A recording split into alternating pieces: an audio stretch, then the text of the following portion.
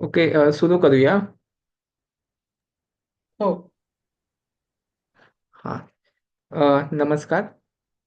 मागच्या लेक्चरमध्ये आपण मौर्य साम्राज्याविषयीची माहिती घेतली. आता इथून पुढच्या काळाविषयीची, विशेषतः आद्य इतिहास काळ, ज्याला अर्ली हिस्टॉरिक पिरियड, हिस्टॉरिक म्हणजे इतिहासाचा काळ, आणि आद्य मध्ययुगाचा काळ म्हणजे अर्ली मिडिवल पिरियड, याची माहिती आपण घेऊ. विशेषतः मौर्य साम्राज्यानंतर मौर्यांचा एक सेनापती पुष्यमित्र शुंग याने मौर्यांचा शेवटचा राजा बृहद्रथ अ, याची सत्ता उलथवून टाकून शुंग साम्राज्याची सत्ता सुरू केली. आणि तिथून भारताच्या इतिहासातला मौर्यांचा काळ संपला आणि नवीन राज्यव्यवस्थेला सुरुवात झाली. शुंगांच्या काळानंतर विशेषतः कण्व राजवटीचा सुद्धा काळ आला. त्यानंतर भारताच्या इतिहासामध्ये सगळ्यात महत्त्वाचे जर काही साम्राज्य त्यावेळची होती, तर त्यातली म्हणजे ही अजूनही आपण इसवी सनापूर्वीच्या शतकामध्ये आहोत. तर इसवी सनापूर्वीच्या पहिल्या दुसऱ्या शतकापासून, पहिल्या शतकापासून तसे पश्चिम क्षत्रप राजांचं किंवा पश्चिम किंवा उत्तर क्षत्रप राजांची राजवट त्या काळी होती. त्यातही क्षत्रपांचा राजवट जी आहे ती मथुरा आणि म्हणजे त्याला उत्तरेकडचे क्षत्रप आणि त्यानंतर त्याच्यासोबतचे पश्चिमेकडचे क्षत्रप म्हणजे आत्ताच्या गुजरात आणि महाराष्ट्रामध्ये अशी दोन क्षत्रपांची सत्ता त्यावेळी प्रचलित, त्यावेळी राज्य करत होत्या. त्याचवेळी सातवाहनांचं साम्राज्य विशेषतः महाराष्ट्राच्या म्हणजे आत्ताच्या दख्खनच्या पठारावरती आणि किनारपट्टीला हे पसरलेलं होतं, विशेषतः भारताच्या दक्षिण भागामध्ये. तर त्याच वेळी वरती म्हणजे उत्तरेकडच्या भागामध्ये विशेषतः आत्ताच्या पाकिस्तान, अफगाणिस्तान आणि भारत या भागामध्ये कुशाणांचं साम्राज्य होतं. आणि ह्या काळामध्ये विशेषतः व्यापार आणि या सगळ्याची व्यापाराची कला, साहित्य या सगळ्याची भरभराट सुरू होती. मथुरेचं जे एक एक जी शैली आहे शिल्पांची आणि गांधार यांचा सुद्धा विकास या काळामध्ये खूप मोठ्या प्रमाणावर झाला. म्हणजे एकूणच कला, साहित्य, व्यापार, या सगळ्या अर्थशास्त्र या सगळ्यामध्ये मोठ्या प्रमाणावर त्या काळामध्ये प्रगती होत होती आणि ती अत्यंत भरभराटीचा काळ तो होता. यानंतरचा भारत यानंतर भारताच्या इतिहासामधला सगळ्यात महत्त्वाचा, जर ज्याला सुवर्णकाळ असं म्हटलं जातं, असा काळ म्हणजे गुप्त साम्राज्याचा काळ. हा गुप्त साम्राज्याचा काळ विशेषतः इसवी सनाच्या 3ऱ्या शतकापासून सुरू होतो, तो इसवी सनाच्या 6व्या शतकापर्यंत राहतो. तर जवळपास हे 300 वर्षाचं एकूण त्यांचं जे साम्राज्य होतं, ते भारतातलं एक सर्वात महत्त्वाचं इतिहासाच्या काळातलं, प्राचीन इतिहासातलं, प्राचीन भारतीय इतिहासातलं सगळ्यात महत्त्वाचं साम्राज्य आहे. गुप्तांच्या काळात साम्राज्याची माहिती घ्यायची म्हटली तर त्याचे काही त्यासाठी आपल्याला जी साधनं उपलब्ध देतात, जसं मागच्या काळामध्ये विशेषतः ज्यावेळी आपण इतिहासाचा अभ्यास करताना, इतिहास हा विशेषतः लिखित साधनांवर अवलंबून असतो. त्याचसोबत आपल्याकडे पुरातत्वीय साधनही असतात. तर गुप्तांची सुद्धा लिखित साधनांमधून उल्लेख त्यांचे सापडतात. विशेषतः बौद्ध ग्रंथाय आर्य मंजुश्री मूलकल्प याच्यामध्ये गुप्तांच्या साम्राज्याचे आणि राजांचे उल्लेख सापडतात. पुराणांमधून सुद्धा त्यांचे उल्लेख सापडतात. पण या व्यतिरिक्त गुप्तांच्या काळाचा सगळ्यात महत्त्वाचा जर माहिती जर कोणत्या भागातून आपल्याला मिळत असेल, त्यांचे गुप्तांचे शिलालेख आणि गुप्तांची नाणी गुप्त राजवटीची. तर गुप्त राजवटीच्या बाबतीतला विचार करायचा म्हटला तर त्या काळामध्ये विशेषतः त्यांच्या मूळ स्थानाविषयीची अशी काही माहिती तो अजूनही त्याच्याविषयी डिबेट, चर्चा सुरूच आहेत. पण त्या गुप्तांच्या काळातला सगळ्यात महत्त्वाचा त्यांचा जो आद्य पुरुष ज्याला म्हणता येईल असा श्रीगुप्त, तिथून त्यांची सुरुवात होते. तर हे आपल्याला बऱ्यापैकी त्यांच्या शिलालेखांमधून गुप्त साम्राज्याच्या समजतं. भित्री नावाच्या उत्तर प्रदेशातल्या ठिकाणी तिथला एक जो स्तंभ लेख आहे, त्याच्यावरती त्यांची एक बऱ्यापैकी वंशावळ गुप्त साम्राज्याची दिलेली आपल्याला दिसते. त्याच्यामध्ये श्रीगुप्तापासून त्यांची सुरुवात होते.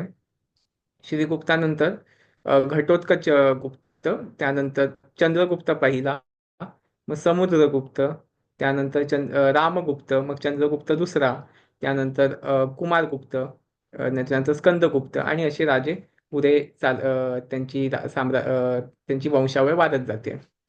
त्यातले सगळ्यात महत्त्वाचे जर राजे गुप्त साम्राज्यातले पाहायचे झाले तर त्यामध्ये आपल्याला विशेषतः चंद्रगुप्त पहिल्यापासूनची सुरुवात होते. तर चंद्रगुप्त पहिला, त्यानंतर समुद्रगुप्त, त्याच्यानंतर चंद्रगुप्त दुसरा, मध्ये रामगुप्त, चंद्रगुप्त दुसरा, कुमारगुप्त आणि स्कंदगुप्त. तर या चंद्रगुप्त पहिल्याची जी काही नाणी वगैरे आपल्याला सापडतात, विशेषतः त्याचे काही स्वतःचे काही असे लेख वगैरे फार कमी सापडतात, पण त्याची नाणी चंद्रगुप्ताची विशेषतः आपल्याला सापडतात. त्याने लिच्छवीन सोबत त्याचे वैवाहिक संबंध होते हेही त्यांच्या नाण्यांमधून विशेषतः दिसतं. त्यानंतर सगळ्यात महत्वाचा राजा जो आहे तो, ज्याला इंग्रज इतिहासकारांनी भारताचं नेपोलियन असं म्हटलं गेलंय, इंग्रजांच्या मते. तर युरोपियन इतिहासकारांच्या मते त्याला भारताचा नेपोलियन असं मानायचे. तर ज्याचं असं वर्णन करतात तो समुद्रगुप्त. समुद्रगुप्ताचं जे साम्राज्य आहे, त्याच्या काळातली गुप्त साम्राज्याची भरभराट खूप मोठ्या प्रमाणावर झाली. त्याने गुप्तांचा साम्राज्य विस्तार खूप मोठ्या प्रमाणावर केला. त्यावेळेचे बरेचसे त्याने जवळपास त्याचा जो जी प्रयाग प्रशस्ती आहे, जी आताच्या, पूर्वी ज्याला अलाहाबाद म्हणायचे, आता ज्याला प्रयागराज असं ओळखलं जातं उत्तर प्रदेशमध्ये, तिथे एका स्तंभावरती त्याची प्रयाग प्रशस्ती आपल्याला पाहायला मिळते. हा तोच स्तंभ आहे ज्याच्यावरती या स्तंभाचं सुद्धा एक स्वतःचं वेगळं महत्व आहे, की त्या एका स्तंभावरती वरती अशोकाचं, सम्राट अशोकाची शिलालेख, त्यावरच खाली चंद्रगुप्ताचा शिलालेख मिळतो. आणि त्याच्याच खाली मुघलांच्या काळामध्ये जहांगीराचा शिलालेख त्याच स्तंभावरती आपल्याला पाहायला मिळतो. म्हणजे एका स्तंभावरती आपल्याला भारताच्या विशेषतः इसवी सन पूर्व, इसवी सनानंतरच्या, म्हणजे प्राचीन भारतामध्ये आणि त्यानंतर मध्ययुगीन काळामध्ये एका स्तंभावरती आपल्याला या सगळ्याची माहिती पाहायला मिळते. तो एक अत्यंत महत्त्वाचा ऐतिहासिक पुरावा म्हणून त्याकडे आपण पाहू शकतो. आता समुद्रगुप्ताविषयी माहिती, त्याची सगळ्यात महत्त्वाची माहिती ही आपल्याला त्या अलाहाबाद प्रयाग प्रशस्तीमधूनच मिळते मोठ्या प्रमाणावरती, आणि त्याच्या नाण्यांमधून. तर प्रयाग प्रशस्तीमध्ये विशेषतः त्याच्याविषयी, समुद्रगुप्ताचं एकूण चरित्र काय आहे वगैरे त्याही विषयी त्यात माहिती मिळते. त्याचे जे साम्राज्य विस्ताराच्या ज्या कल्पना होत्या, त्याने किती साम्राज्य विस्तार केला, त्याचे दिग्विजय त्याचा कसा एकूणच त्याने वेगवेगळ्या भागांमध्ये केले, त्याची माहिती आपल्याला मिळते. त्याने जिंकलेल्या राजांची माहिती आपल्याला मिळते.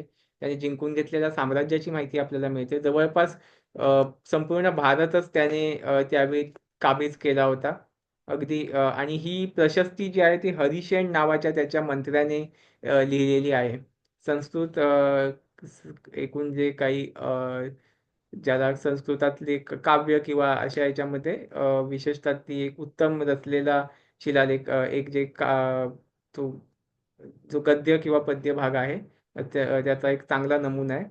विशेषतः संस्कृतमध्ये आणि ब्राह्मी लिपीमध्ये तो लिहिलेला आहे.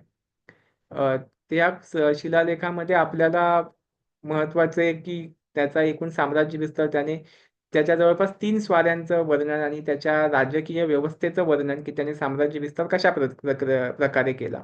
त्याने त्याच्या जवळचे जे राजे होते उत्तर भारतातले विशेषतः, त्यांची साम्राज्य पूर्णतः खालसा केली आणि स्वतःच्या साम्राज्याला जोडली.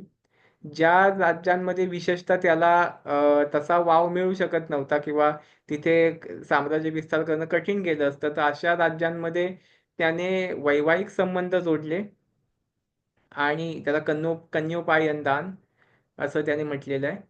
आणि त्यानंतर त्याने विशेषतः दक्षिणेकडची राज्य होती, त्यांना त्याने मांडलिक बनवून घेतलं.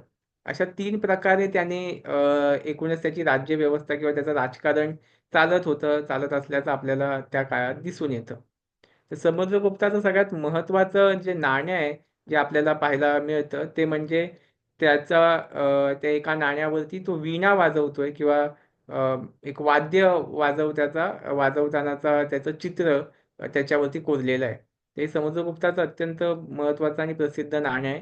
ते सोन्याची नाणी गुप्तांच्या काळामध्ये प्रचलित होती आणि समुद्रगुप्ताच्या काळामध्ये एकूणच साम्राज्याचा विस्तार आणि त्यांचं एकूणच अर्थव्यवस्था अत्यंत प्रबळ असल्याचं सोन्याच्या त्यांच्या नाण्यांवरून आपल्याला सांगता येतं.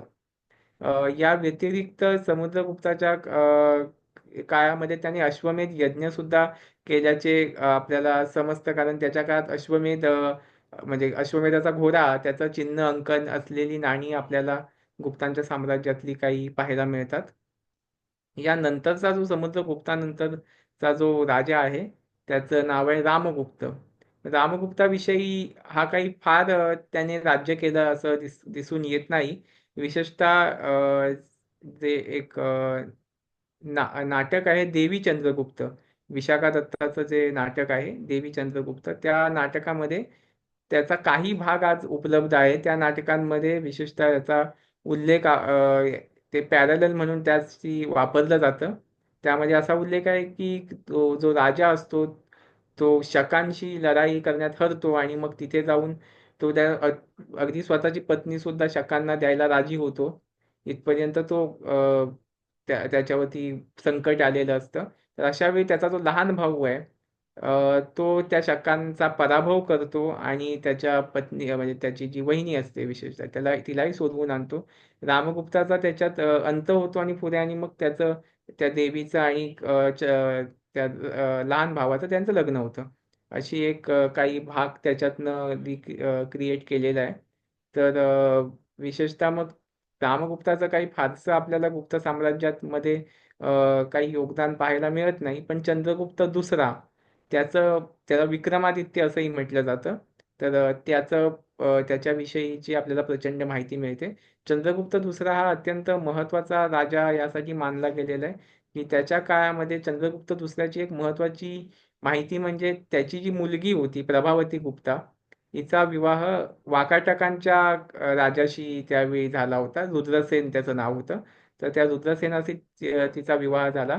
हे तिच्या ताम्रपटांवरून आपल्याला पाहायला मिळतं आणि वाकाटकांचं जे राज्य होतं ते आजच्या महाराष्ट्रामध्ये त्यांचं राज्य होतं. तर प्रभावती गुप्ता ही अत्यंत समर्थ स्त्री शासक म्हणून त्या काळामध्ये उदयाला आलेली आपल्याला दिसते. तर चंद्रगुप्त दुसऱ्याने सुद्धा त्यांच्या एकूणच गुप्तांच्या साम्राज्यामध्ये भर घातली आणि त्याने इतर ठिकाणी काही विजय वगैरे मिळवले. विशेषतः दिल्लीमध्ये आत्ताच्या जो आता कुतुब मिनारचा जो भाग आहे तिथे एक लोखंडाचा जो स्तंभ आहे, गरुड स्तंभ आहे तो, तर त्या ह्याच्यावरती त्याचा शिलालेख आपल्याला मिळतो. अ, अर्थात त्याचं नाव त्या चंद्र असं लिहिलेलं आहे. तो चंद्रगुप्त तोच म्हणजे चंद्रगुप्त दुसरा की अजून कोणता राजा ह्याच्याविषयी अ, वाद अजूनही आहेत. तरी सुद्धा बऱ्यापैकी त्याला चंद्रगुप्त दुसऱ्याशीच जोडलं जातं आणि त्याच्यामध्ये त्याचा विशेषतः बंगालच्या भागावरचा विजय याच्याविषयीची माहिती आपल्याला मिळते. या व्यतिरिक्त चंद्रगुप्त दुसऱ्याच्या काळामध्ये दुसऱ्या चंद्रगुप्ताने त्यांचे वैवाहिक संबंध हे वाकाटकांशी जोडल्याचं आपल्याला दिसून येतं. त्याची मुलगी प्रभावती गुप्ता आणि तिचं लग्न हे वाकाटकांचा जो राजा होता रुद्रसेन याच्याशी लावलेला आहे. त्यावरून गुप्तांच्या आणि इतर तत्कालीन भारतातल्या साम्राज्यांचे कशा प्रकारचे संबंध होते याची आपल्याला माहिती मिळते. गुप्तांच्या काळामध्ये विशेषतः भारतामध्ये अनेक प्रवासी आल्याचं आपल्याला दिसतं. म्हणजे मोठे चायनीज प्रवासी त्यावेळी भारतामध्ये आल्याचं दिसतं. इत्सिंग नावाचा प्रवासी भारतात गुप्तांच्या काळामध्ये येऊन गेला होता.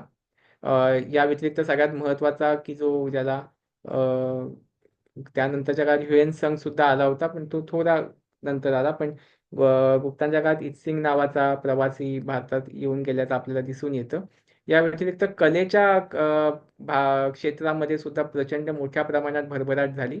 कलेच्या क्षेत्रामध्ये आपण जर पाहायला गेलं तर आत्ताच्या सांचीची जी स्तूपं आहेत तिथे मंदिरांची पहिली शैली वगैरे गुप्तांच्या काळामध्ये तयार विकसित होत होती. याचे पुरावे आपल्याला तिथे पाहायला मिळतात.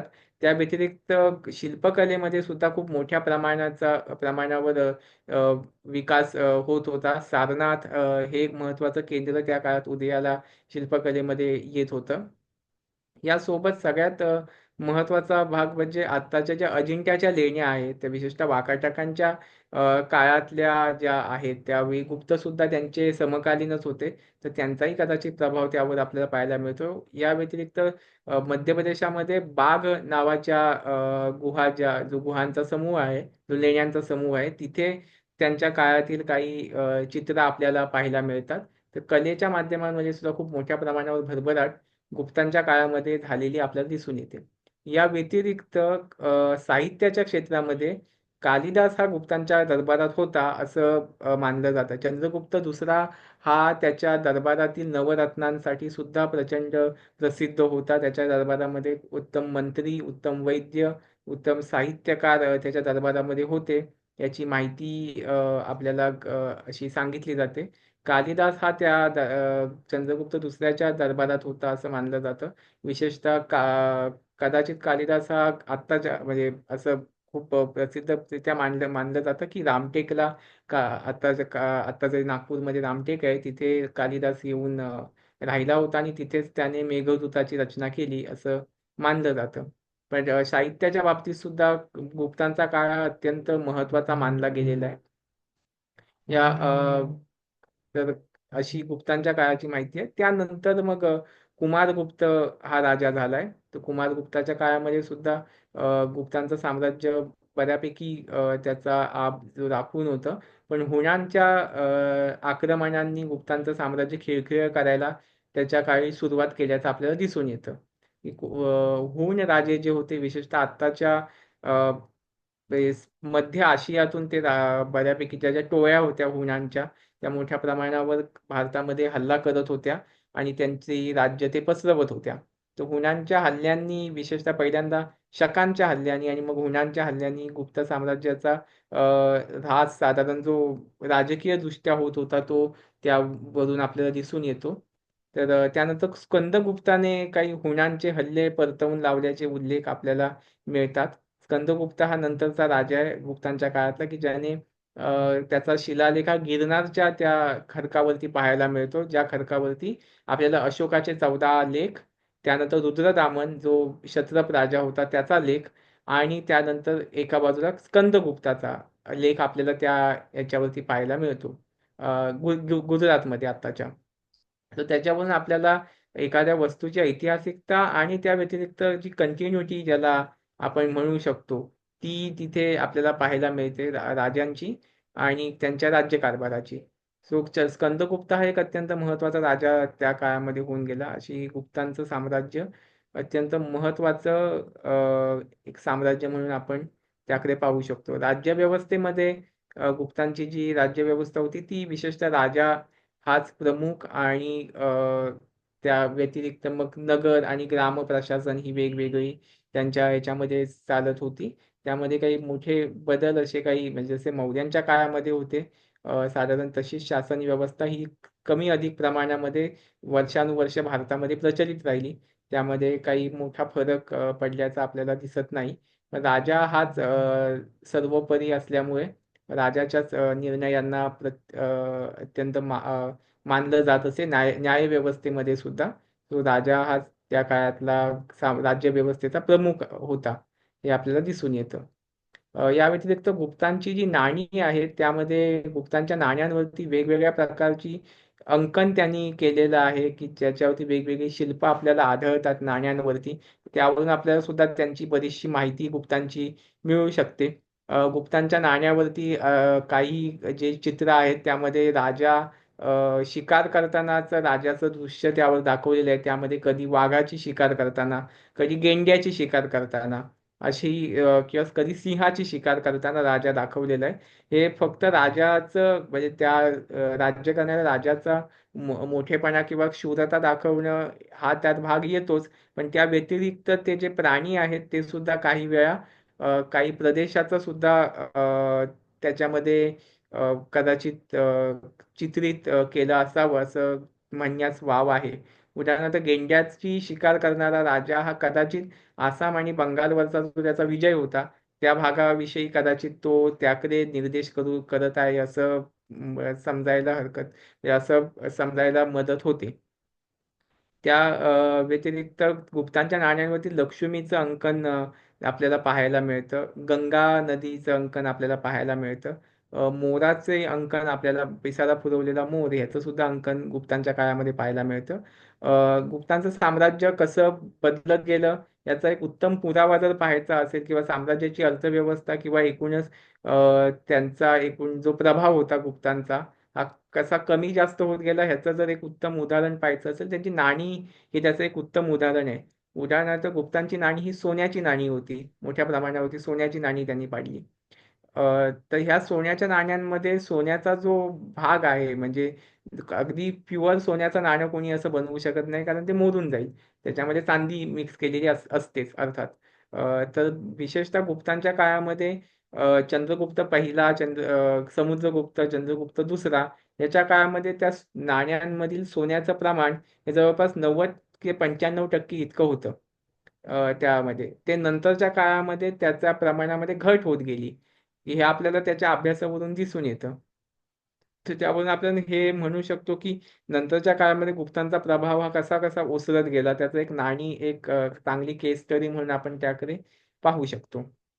गुप्तांच्या काळात गुप्तांच्या पाडावानंतर जे हुणांचं साम्राज्य वगैरे आलं, पण त्यानंतर विशेषतः मध्य भारतामध्ये मोठ्या प्रमाणावर नवीन राजघराणी उदयास आली. दक्षिण भारतामध्ये सुद्धा खूप मोठ्या प्रमाणावर राजघराणी त्यावेळी उदयास आलेलीच होती. चालुक्यांचं घराणं चालुक्यांचा राजवट होती. विशेषतः पांड्य, चोळ, पल्लव, चेर हे राजे दक्षिण भारतामध्ये राज्य करत होते. महाराष्ट्राच्या भागामध्ये राष्ट्रकूट राजे होते नंतरच्या काळामध्ये. अगदी आपण शिलाहार राजे वगैरे सुद्धा त्यात धरू शकतो. कदंब राजे होते आत्ताच्या गोव्याच्या भागामध्ये. तर हे सगळे राजे कमी अधिक प्रमाणात गुप्तांच्या नंतर किंवा गुप्तांचे काही प्रमाणात समकालीन होते. या व्यतिरिक्त मध्य भारतामध्ये चंदेल होते, प्रतिहार होते. तर अशी राजघराणी किंवा अशी राज्य त्या काळात उदयास आली.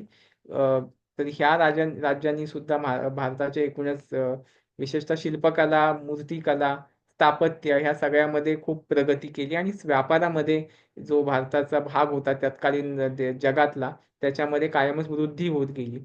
म्हणजे जमिनीचे मार्ग म्हणजे ज्याला खुष्कीचे मार्ग म्हटलं जातं आणि समुद्र मार्ग या दोन्ही ठिकाणच्या व्यापारावरती भारताचं प्रभुत्व खूप मोठ्या प्रमाणावर होतं. याच काळामध्ये विशेषतः म्हणजे इसवी सनाच्या 6व्या शतकानंतर भारताचा प्रभाव हा इतर भागांवरती सुद्धा खूप मोठ्या प्रमाणावर पडला, की गुप्तांच्या काळामध्ये नालंदाचं विद्यापीठ हे खूप मोठ्या प्रमाणावरती एक बौद्ध आणि त्या अभ्यासाचं केंद्र बनलं होतं. नालंदेच्या विद्यापीठाला विशेषतः अ, साऊथ ईस्ट म्हणजे आग्नेय आशियातले सगळे जे तिथले काही राज्यकर्त्यांनी सुद्धा त्याला फंडिंग केल्याचं दिसून येतं किंवा काही त्यामध्ये तिथे दिसून येतं. या व्यतिरिक्त श्रीलंकेच्या राजाशी सुद्धा गुप्तांचा संबंध आला होता हेही आपल्याला दिसून येतं. तत्कालीन जगामध्ये गुप्त साम्राज्य एक महत्त्वाचं साम्राज्य म्हणून सुद्धा गणलं गेलेलं होतं, कारण त्यांचा एकूणच सगळ्यावरती खूप मोठा प्रभाव पडलेला आपल्याला पाहायला मिळतो.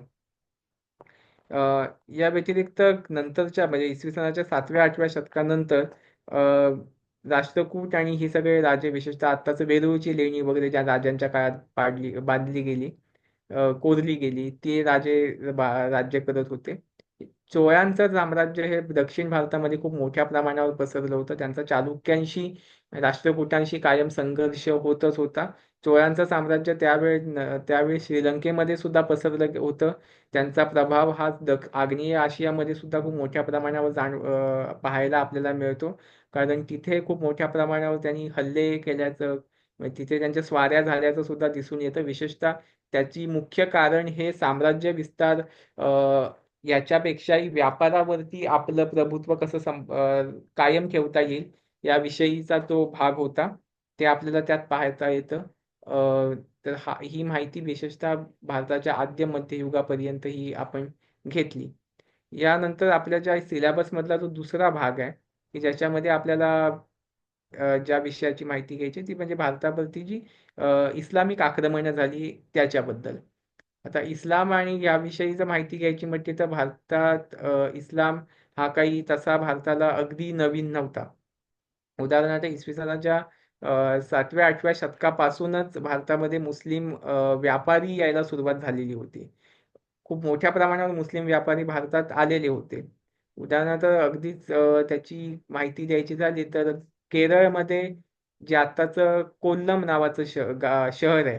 त्या कोल्लम शहरातल्या एका चर्चमध्ये तिथे एक ताम्रपट तिथे सापडलेला आहे. त्या चर्चला काही देणग्या वगैरे तिथल्या राजाने दिलेल्या सापडतात. तर त्याच्यामध्ये 4 लिपी आहेत. एक तिथली दक्षिणेतली एक लिपी ज्याच्यामध्ये जो ताम्रपट मुख्य लिहिलेला आहे. त्याच्याखाली अनेक व्यापाऱ्यांची नावं आणि त्यांच्या सह्या आहेत. त्यामध्ये एक पर्शियन स्क्रिप्ट आहे, एक हिब्रू स्क्रिप्ट आहे आणि एक अजून पहलवी ही एक स्क्रिप्ट आहे. पहलवी आत्ताच्या इराण वगैरे त्या भागामध्ये वापरली गेलेली स्क्रिप्ट आहे.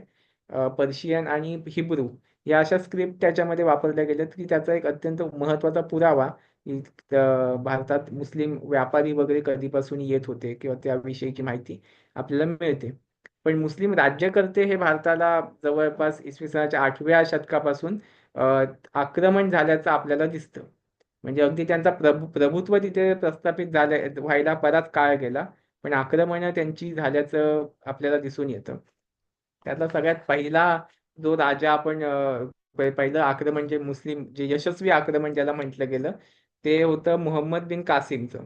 ते इसवी सनाच्या 8व्या शतकामध्ये त्याने ते आक्रमण केलेलं आहे. इसवी सनाच्या विशेषतः 8व्या शतकामध्ये उम्मय्याद जी खिलाफत आहे, त्यांचं राज्य अरबस्थानाच्या भागामध्ये होतं. आणि हा जो मुहम्मद बिन कासिम आहे, तो पहिल्यांदा पर्शिया त्याने म्हणजे आताचा इराण त्याच्यावरती विजय संपादित केला. तिथे तो काही काळ बऱ्यापैकी तिथे त्याचे काका वगैरे ही लोक सुरुवातीला तिथे गव्हर्नर म्हणून काम करत होते. काकानंतर तो तिथला गव्हर्नर वगैरे झाला पर्शियाचा. त्यानंतर त्याने आपलं लक्ष विशेषतः भारतीय उपखंडाकडे वळवलं. आत्ताच्या अफगाणिस्तान, पाकिस्तानच्या भागाकडे म्हणजे आता भारताकडे विशेषतः त्यावेळेस तत्कालीन ह्या भागाकडे त्याने आपलं लक्ष वळवल्याचं आपल्याला दिसतं. की त्याने मग त्यावेळी तत्कालीन त्या भारतामध्ये अ, अनेक हिंदू राज्य होती, जिथे बौद्ध धर्माचा सुद्धा खूप मोठा पगडा त्या भागावरती होता. ते आपल्याला दिसून येतं. तर अशा राज्यांवर त्याने स्वाऱ्या करायला सुरुवात केलेली आहे. आणि त्यावेळी तत्कालीन जो राजा होता त्याचं नाव दाहिर नावाच्या राजाचं राज्य त्या भागामध्ये असल्याचं आपल्याला दिसून येतं. तर त्याच्याशी त्याचा संघर्ष मोहम्मद बिन कासिमचा झालेला आपल्याला दिसतं. तर 1708 मध्ये त्याने त्या त्या त्या सुमारास त्याने ती स्वारी आत्ताच्या जो पंजाब आणि सिंधचा प्रांत आहे त्या प्रांतावरती केल्याचं दिसतं. तर सिंधचा जो राजा होता दाहिर, त्याचा पराभव त्याने केला आणि तिथे स्वतःचं राज्य स्थापायला सुरुवात केली. तर ते तिथे पहिल्यांदा जो पहिलं जे आक्रमण आपण म्हणू शकतो यशस्वी आक्रमण, ते मोहम्मद बिन कासिमला तो त्याच्याकडे तसं पाहिलं जातं. त्यानंतर तो तिथे जवळपास 3 एक वर्ष त्याने 1708 पासून ते 1711 पर्यंत म्हणजे 8व्या शतकाच्या सुरुवातीला त्याने तिथे तो गव्हर्नर म्हणून राहिला. आणि त्याने तो सिंध आणि मुलतानचा भागामध्ये आपला ओके. सिंध आणि मुलतानच्या भागामध्ये आपला प्रभुत्व बसवायला सुरुवात केली. त्याने मुलतानच्या भागावरती विजय मिळवला आणि त्या स्वारीनंतर तो अरबस्थानाकडे परत निघाला आणि त्या परतीच्या वाटेवरती ते मोसूल नावाच्या एका ठिकाणी जे आत्ताच्या इराकमध्ये आहे, तिथे तो मरण पावला परतीच्या वाटेवर. हे त्याचं चरित्र आहे. की त्याला सगळ्यात जास्त एकाच गोष्टीसाठी ओळखलं जातं की भारतीय उपखंडामध्ये इंडियन सबकॉन्टिनेंट ज्याला म्हणतात, ज्याच्यामध्ये आत्ताचा अफगाणिस्तान, पाकिस्तान, आत्ताचा भारत, बांगलादेश, नेपाळचा काही भाग, नेपाळ अगदी किंवा भूतान आणि श्रीलंका, हे सगळे देश ज्या एका उपखंडामध्ये गणले जातात, त्या भारतीय उपखंडात इस्लामचा म्हणजे मुस्लिम सत्तेचा पहिली ओळख त्याने करून दिली, यासाठी त्याला ओळखलं जातं. यानंतरचा सगळ्यात महत्त्वाचा जो आक्रमणकर्ता आहे त्याचं नाव मोहम्मद गझनी, ज्याला गझनीचा मोहम्मद म्हणून आपण सगळेजण ओळखतो. तो आहे. त्याचं आक्रमण इसवी सनाच्या 10व्या त्याचा काळ जो आहे तो इसवी सनाचं 10वं शतक ते 11व्या शतकाचा सुरुवातीचा काळ. म्हणजे 971 पासून ते 1030 पर्यंत त्याचं राज्य होतं किंवा तो त्या काळामध्ये होता, हे आपल्याला समजतं. तो गझनीच्या साम्राज्याचा सुलतान होता. तो अत्यंत महत्वाचा तत्कालीन राजकारणामधलं आणि तत्कालीन जगातलं एक महत्वाचा माणूस म्हणून सुद्धा त्याला गणलं जातं, की ज्याने त्याचा प्रभाव क्रूर किंवा इतर सगळ्या बाबतीमध्ये म्हणा, की त्याने आपला प्रभाव तत्कालीन जगावरती पाडला. तर त्याचं राज्य जे होतं ते इराणपासून ते भारतातल्या पंजाबपर्यंत आणि मध्य आशियापर्यंत वरती पसरलेलं त्याचं दिसून येतं. आता गझनीच्या मोहम्मदाला भारतामध्ये ज्या गोष्टीसाठी त्याने स्वाऱ्या केल्या त्यासाठी त्याला ओळखलं जातं. तर त्याने सुरुवातीला मुलतानच्या हिंदू राजांशी त्याच्या लढाया वगैरे झाल्याचं दिसून येतं. त्यानंतर मग त्याने त्यांचा पाराव करून तो मोठ्या प्रमाणावरती पुढे त्याने मथुरेवरती स्वारी केल्याचं दिसतं. 1018 मध्ये त्याची मथुरेवरती स्वारी झाली आणि मथुरेतलं जी मंदिरं वगैरे त्यांनी त्याची लूट केली. लुटीसाठी तो अत्यंत प्रसिद्ध आहे, हे सगळ्यांनाच माहिती आहे. तर मथुरा आणि सोमनाथ या दोन ठिकाणची लूट त्याच्या काळामध्ये झाली आणि खूप मोठ्या प्रमाणावर त्याने खजिना इथला लुटून नेला किंवा भारतातल्या अनेक शहरं त्याने लुटली. मंदिरं किंवा ती जी केंद्र होती संपत्तीची आणि एकूणच भरभराटीची, त्या सगळ्यावरती त्याने आपली लूट तिथून सगळी जमा केली असं आपल्याला दिसतं. त्याच्या काळात फेरिस्ता नावाचा इतिहासकार होता. त्या इतिहासकाराने त्याच्या स्वाऱ्यांचं वर्णन करून ठेवलेलं आहे. मथुरेवरची त्याची स्वारीने अत्यंत मथुरेची खूप मोठ्या प्रमाणावर लूट केली. सोमनाथच्या मंदिराविषयी तर तो त्या लुटीसाठी तर अत्यंत कुप्रसिद्ध प्रसिद्ध आहे. तर सोमनाथचं मंदिर त्याने अक्षरशः तिथे मोठ्या प्रमाणावरती असलेले काही दरवाजे, खांब, सोनी नाणी इतर सगळ्या गोष्टी त्याने तिथून मोठ्या प्रमाणावर लुटून नेल्याचं आपल्याला दिसतं. म्हणजे अगदी आत्ताच्या भारताच्या नकाशावर जर पाहिलं तर उत्तर प्रदेश पासून ते पार गुजरात पर्यंत त्याने इतक्या मोठ्या भागावरती त्याने आपली पकड बसवली आणि त्या काळामध्ये त्यांनी लूट केली. त्याने भारतावरती आपला अजून एक प्रभाव कोणत्या आधारे पाडला असेल तर भारतामध्ये त्याने त्याची नाणी आपल्याला सापडतात गझनीच्या मोहम्मदाची. म्हणजे गझनीच्या मोहम्मदाची नाणी जी आहेत ती नाणी दोन लिपींमध्ये आहेत. एका बाजूला तो पर्शियन मध्ये लिहिलेला आहे, दुसऱ्या बाजूला ते संस्कृत आहे. तर दोन भाषांमध्ये आहेत. लिपी सुद्धा दोन होत्याच, पण भाषांमध्ये दोन.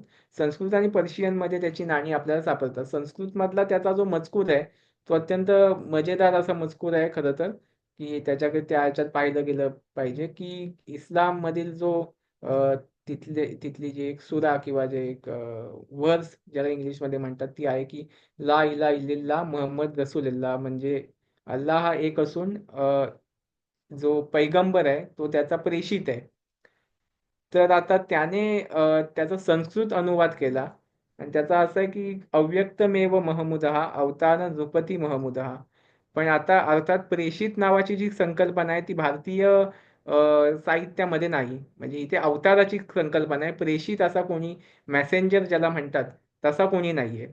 अवताराची डायरेक्ट संकल्पना आहे. तर त्याने आता हितली पॅरलल संकल्पना उचलून प्रेषितला त्याने अवताराची संकल्पना जोडली, की जी अत्यंत इस्लामच्या विरोधातच होती अर्थात. कारण देव कधी त्याने म्हणजे अल्लाह कधी अवतार वगैरे घेत नाही तिथे.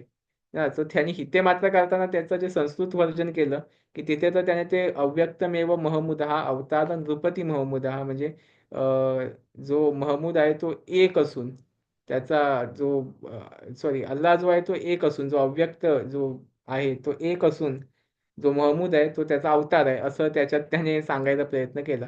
ती सोन्याची नाणी आजही आपल्याला पाहायला मिळतात. या व्यतिरिक्त गझनीच्या महमूदाच्या ज्या स्वाऱ्या होत्या त्याने काही इथे भारतामध्ये काही कायमचा तळ किंवा कायमची त्याची माणसं इथे काही नेमली नाहीत. त्याचा विशेषतः लूट करणं हाच एक मोठा त्याच्या मागचा एक महत्वाचा उद्देश होता. ती लूट त्याने केली आणि तो परत गेला. त्याने काही गझनीच्या महमूदाचा अर्थात इथल्या अर्थव्यवस्थेवर आणि एकूणच त्या सगळ्यावरती खूप मोठा परिणाम झाला. पण त्यातून सुद्धा नंतर सावरलेल्याचं दिसतं. त्यानंतर जवळपास 100 वर्षांनी मोहम्मद घोरी याची आक्रमणं भारतावरती झाल्याचं दिसतं.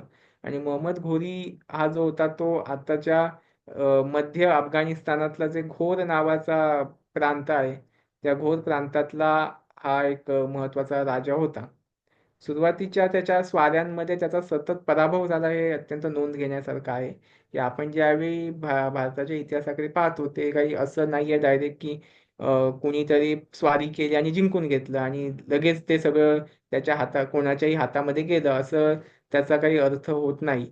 म्हणजे इथले जे राजे होते विशेषतः आता जर तुम्ही त्यात पाहिलं तर जी मोहम्मद बिन कासिमची जी स्वारी आहे त्या मोहम्मद बिन कासिमच्या स्वारी त्याची इसवी सनाच्या 8व्या शतकामध्ये झाली.